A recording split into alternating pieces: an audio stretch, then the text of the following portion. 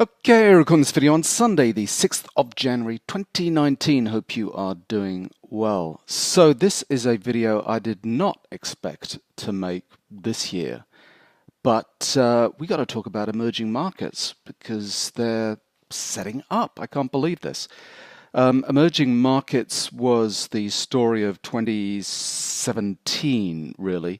And then that story ended and they kind of fell off a cliff. But we've kind of found support.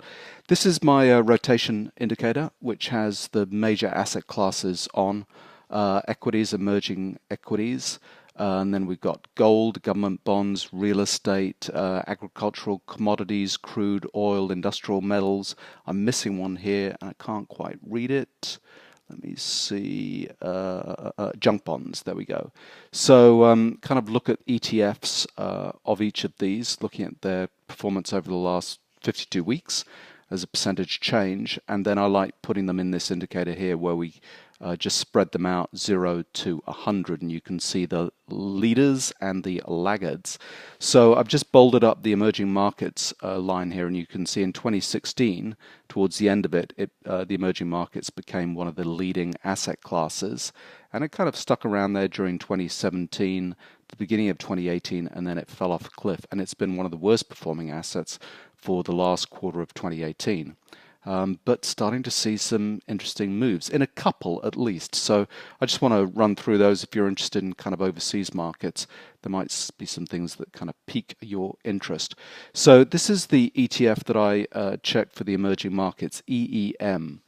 And you can see here I've got my kind of usual two views of the market. One is using better pro-am and better momentum, so I can see the momentum changes with exhaustion patterns, and then bullish and bearish divergence patterns, flush patterns, and so on, kind of on there. And then pro-am, which is marking the professional bars with blue in blue, and then the amateur bars in yellow. And then the other view is better sine wave, where I've got the trending system kind of turned on and all the support and resistance lines in the three different time frames.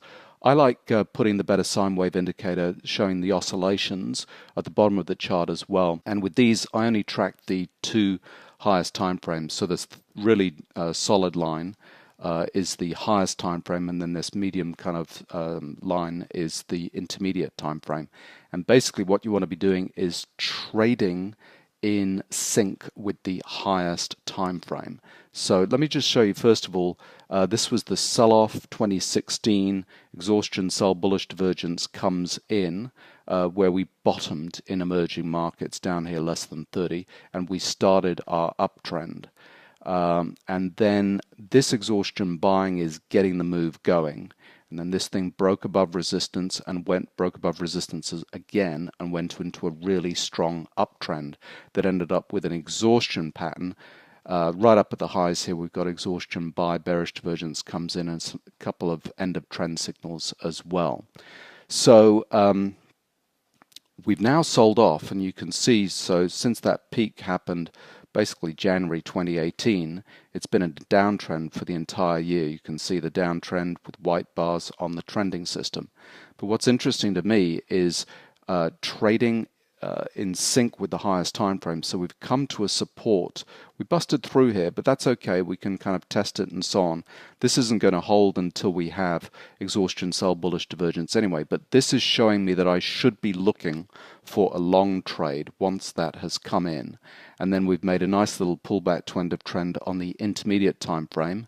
An exhaustion sell on a left shoulder here and a bullish divergence pattern come in. We've exhausted again down here. So at 38, we're starting to look like we might have found an area of support down here. Plus, what I like to see is blue professional bars at the lows. So we had blue professional bars at the highs, selling it off here. When we came back in, they sold it down again.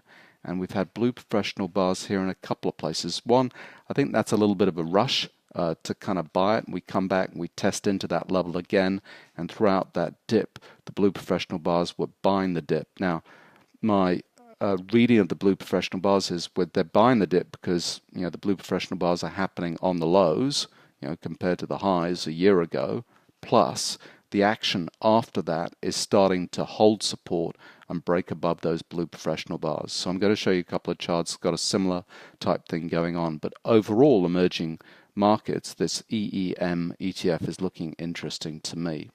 So the biggest component of EEM is China. So let's look at China. MCHI is the ETF I track on China. I think that's the large stocks with China, and you can see here again pullback to end of trend is about to go off. When this crosses, the intermediate time frame crosses, we'll have a potential area of support there. Again, we've overshot the support on the highest time frame, but that's okay. It means I should be looking for long trades. So I'm looking for long trades. The pullback to end of trend on China is about to go in. We've had exhaustion, sell, bullish divergence go in. If I just look at the blue professional bars, we've had a whole heap of blue professional bars come in here. They came in at the lows at that point, maybe, and then chased it here.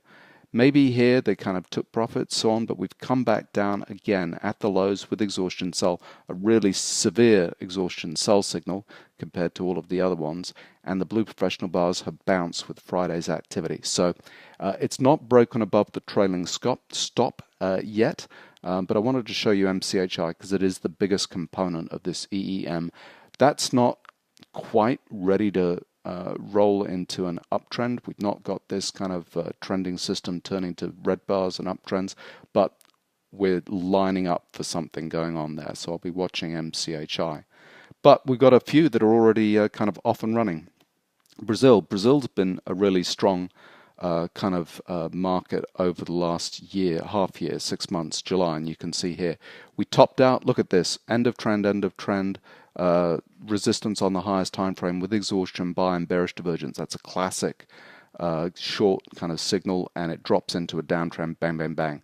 Now on the flip side, we've had the reverse happen. End of trend, exhaustion, sell, bullish divergence. It's almost a mirror image of that, and we start to break into an uptrend. Now, although the trending system has shown weakness at the moment, that was just because we broke a couple of supports here, but we're busted back up, and it looks like it wants to get above 40.41 here into an uptrend. All the blue professional bars came in at the lows at that point. We had one little nice one come in here on that little dip. That kind of region held just lately, and we're now busting above kind of 40.41. So Brazil's looking interesting, and that's probably because of all of the political kind of changes that are happening in Brazil. So that's kind of interesting. Now, another one that's lining up, Indonesia. So on the setup here, support on the highest time frame. So we're looking for long trades. Pullback to end of trend on the intermediate time frame comes in. Exhaustion, sell, bullish divergence, and then we start to break into an uptrend. So we've been strong the last couple of months in terms of red bars and an uptrend.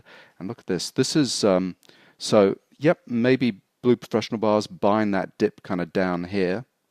We go exhaustion, sell, but then with this activity here, they're kind of anxiously buying it up because we never look back at those lows, those blue professional bars. And this little consolidation here is, again, just kind of getting ready for the jump because we break above that consolidation area there. So if we'd broken below this support line, that would have been in a downtrend, but the professionals are picking it up at that point, and then the market kind of takes off. So this is in an uptrend. We've had blue professional kind of bars supporting that little dip, and then this little congestion zone. So Indonesia's looking interesting. Philippines, another one, just broken into an uptrend with Friday's activity into a red bar showing uptrend, and then highest time frame support comes in. We should be looking for long trades. Pullback to end of trend on the lowest time frame, intermediate time frame. Exhaustion, sell, and bullish divergence comes in. Again, a classic pattern. Takes a little bit of a time to kind of get going, but now we've busted into an uptrend above 32. And blue professional bars coming at the lows, and this one's a classic right here. Bingo. That was them getting smart at 29, getting in, and this thing's racing away. So that is the Philippines. Then another one that we don't kind of talk about very much, but Poland coming in here. So support on the highest time frame comes in, exhaustion, sell, bullish divergence, couple of flush patterns, and we start to break into support uptrend here. Had a little bit of weakness come in here, but that's fine. Getting above 23.84 will break us back into an uptrend, and the blue professional bars come in here, little congestion zone. We're starting to show strength. As soon as we get above this 23 level, that trailing stop there, bang, that'll start showing that they were buying that dip, and that area is kind of supporting us for an uptrend in Poland.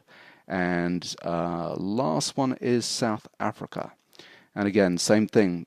Support on the highest time frame. Yep, we overplayed it. We went below, but that's fine. We should be looking for setups to the long side there, and then we put in pullback to end of trend on the intermediate time frame.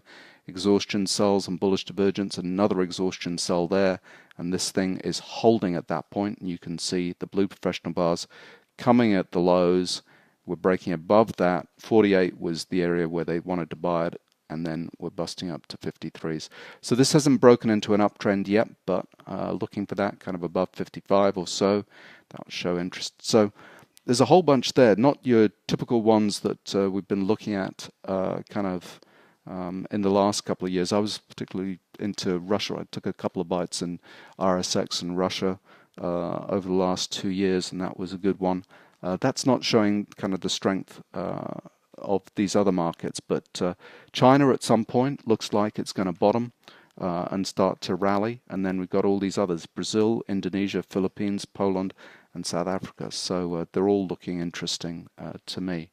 So there we go, emerging markets. I didn't think I'd be recording this video this year. I thought 2019 would not be the year of emerging markets. And it's interesting because emerging markets, kind of high beta, kind of risk on type thing. You know, if the emerging markets are holding and starting to rally, that shows that there's a risk on kind of appetite. And that's kind of a good news for equities. So I know we've kind of sold off at the moment, and everybody's saying equities is over, and you know, we've had our 20% crash, and it's going to be, you know, Armageddon. It's going to go further and further. Well, if the emerging markets kind of hold, that shows that there's still strength in equities, because it's kind of one of the classes that people get interested first if they've got some kind of risk appetite in equities. Anyway, hope you found that video helpful, and enjoy the rest of your weekend.